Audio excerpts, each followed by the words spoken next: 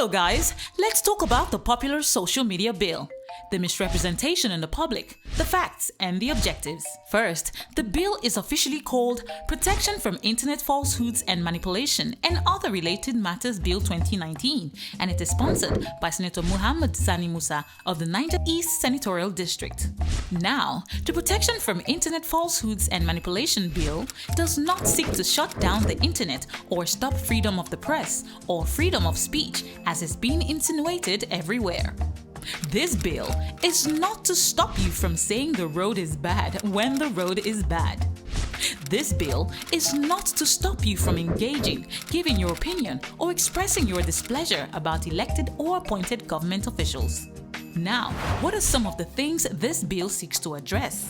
Protection from Internet Falsehoods and Manipulation Bill seeks to prevent the transmission of deliberate false statements and declaration of facts in Nigeria.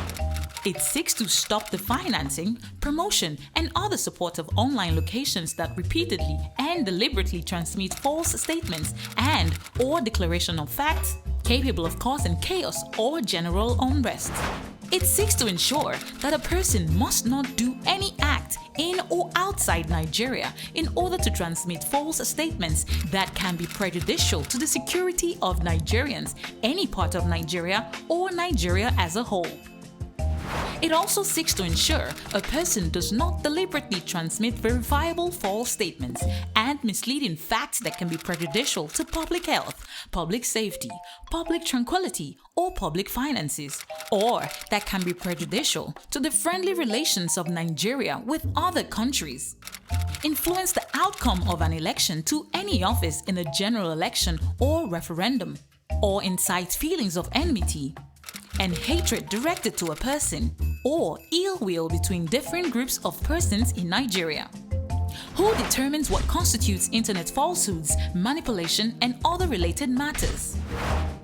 A competent court of law is the only one that determines what constitutes an offense under this bill, if and when passed into law, and not a government official or representative. What are some of the sanctions after a person must have been convicted and pronounced guilty by a competent court? An individual found guilty by the court can be sanctioned to pay a fine between the sum of 1,000 naira and 300,000 naira, or jailed for 3 years or both.